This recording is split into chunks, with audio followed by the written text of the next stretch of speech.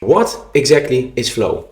It's sort of your superhuman state. I think we've all experienced this, but this is a moment where you leave your thoughts, where you are exactly emerging in that particular moment of time with the activity that you're doing. You and the activity, you and your surrounding become one.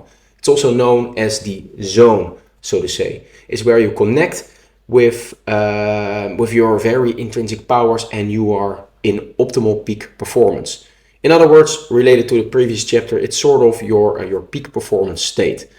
I always compare it like when I see my kids playing, for example, they really are immersed in what they do. So when they are drawing their unicorns, for that matter, they are really drawing their unicorns. They don't even hear what I say. They are fully, with every stroke, focused on what they are doing, creating, and they are there. So no voices in their head, no distractions in their surroundings, fully immersed. You need to set some conditions. Playful is one of them, of course, but more about that in later, how to activate flow. So for me personally, it's spending as much time as I can in this flow state, so to say. And so I'm always teasing my wife with this. This is the moment where not Clark Kent changes into Superman, but where Jordy changes into Floaty. I'm very annoying when I do this at home. I'm doing things like, instead of, is it a bird? Is it a plane? I do that. Is it water? Is it flowing? No, it's floaty. So yeah, that's me being geeky. The key points is that flow is the intrinsic source code of motivation. The source code of intrinsic motivation. In some researches, it shows that your productivity or your learning processes or whatever you are doing can go 5 times to 7 times higher than in your ordinary state, so to say. So keep in mind, of course, this is very attractive, but it's not something that you can schedule. It's not like, hey, I can go into the flow mode, but it's like fun. You can't say like, hey, at 2 o'clock, I'm going to have fun. However, you can prepare the settings to have fun or to get into flow.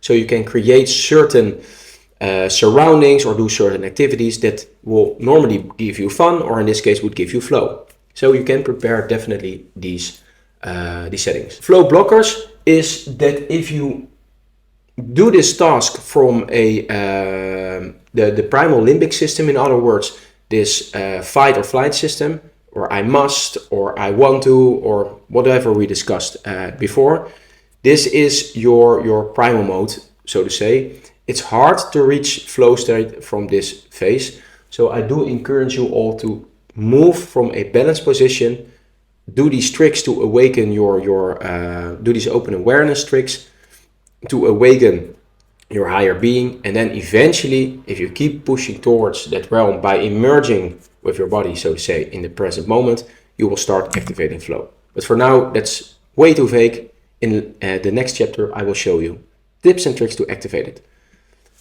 So flow is considered as a very addictive state. It's one of the most addictive states on the planet at the moment, because what's happening is it releases all these chemicals, these juices, so to say. So you have serotonin, you've got dopamine, you've got anandamide, norepinephrine. I will know that later. And then fifth one, what am I forgetting? I'm forgetting one. Sorry. We've got serotonin, endorphin, anandamide, dopamine, and norepinephrine.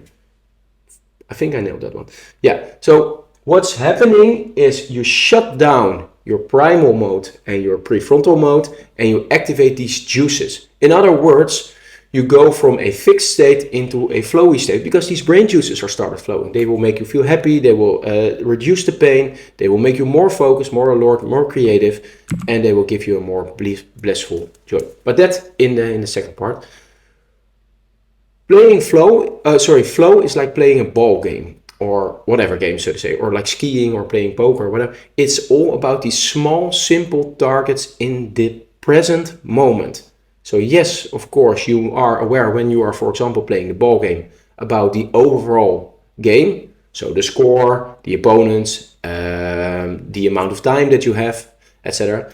But in the end, it's all about the moment that you receive the ball, that you pass the ball, that you shoot at a goal, whatsoever. It's about all those singular, particular moments, and you forget all about the time, you forget all about the game, and you are just fully aware of shooting or receiving the ball as best as you can. You need to have this playful attitude, though. So the main goal for me is to spend as much time as I can in this state, focus entirely on this small task at present hand. They can be very micro, so sometimes this is a matter of seconds, so to say. Avoid pushing yourself into this flow state. Fair warning, this ecstasy of flow can be very captivating. So definitely be aware of that pitfall and recharge yourself. And never, never, ever forget floaty. Okay, I will see you in next part where we're going to discuss a little bit more about these brain juices and the impact they have on your state of being.